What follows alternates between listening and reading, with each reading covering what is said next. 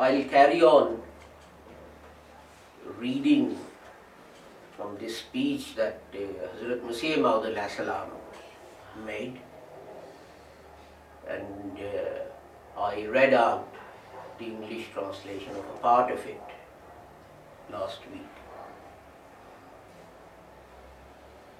He goes on. Hazrat Sahib was talking about dedicating or sacrificing one's life for Allah's sake. And then he carries on to talk about his own personal experience of this.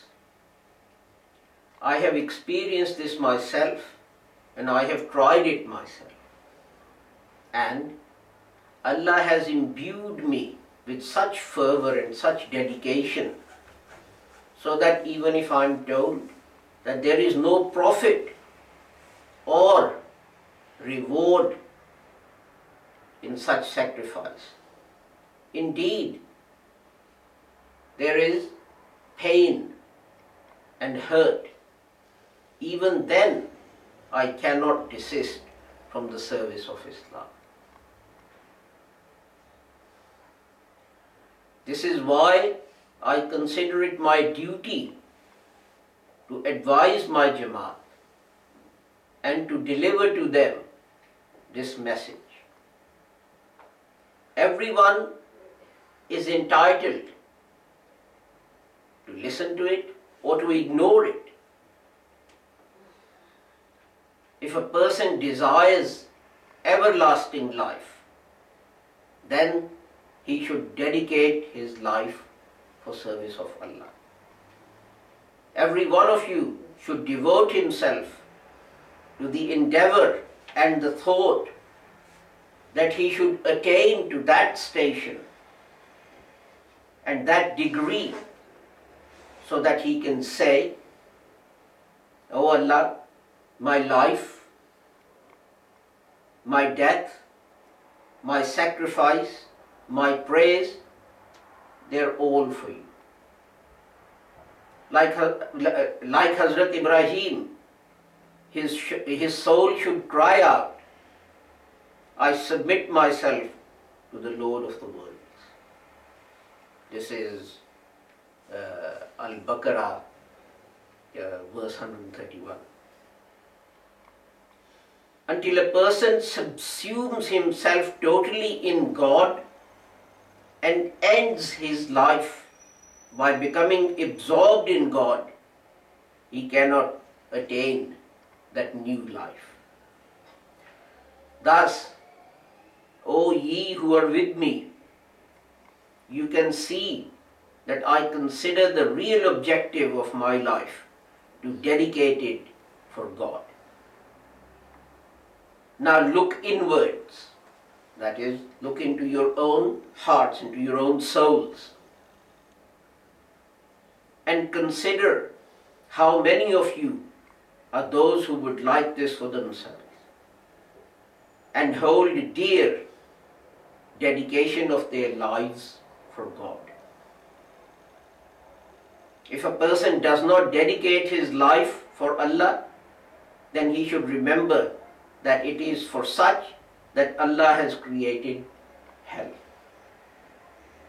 The verse which says, "And certainly we have created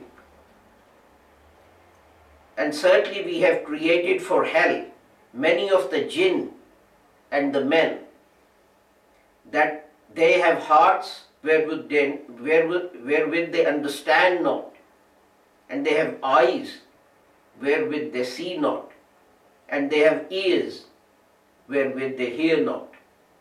They are as cattle, nay, they are more astray.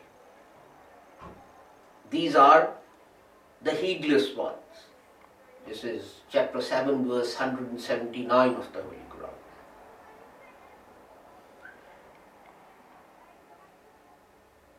This verse clearly makes known that, as some who are short of understanding think, every person shall go to hell or wrong. it is wrong, but it is undoubtedly true that there are very few who are totally safe from the punishment of hell. It is not a matter of surprise, for God says, very few of my servants are grateful. This is from chapter 34, verse 13 of the Holy Quran. Next week, inshallah, I will talk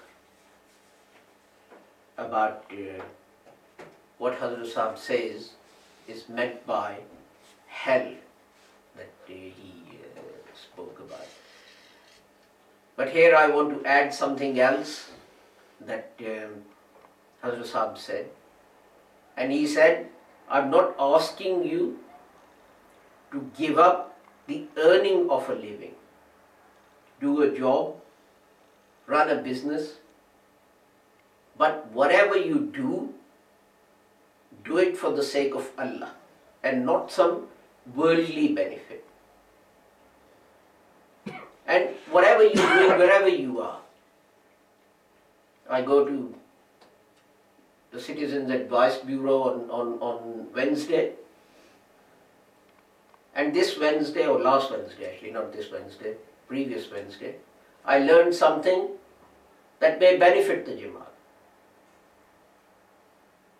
And inshallah, I hope I'll work on that and we'll all join together and make that successful. So wherever you are,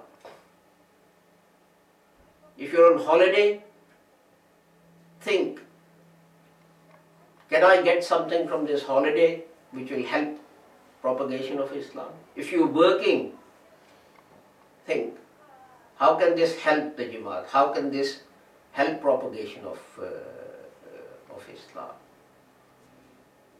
And it's remarkable, you see, someone was on holiday, they were driving through a desert in the United States, and suddenly the person driving stopped. And her husband said, why have you stopped? There's no traffic behind us, in front of us. And the person said, there's a sign there. It says stop and put some money in this box. So they stopped, put money in, and so on and so forth. And they noticed to their surprise that the box was full of money. No one had taken it.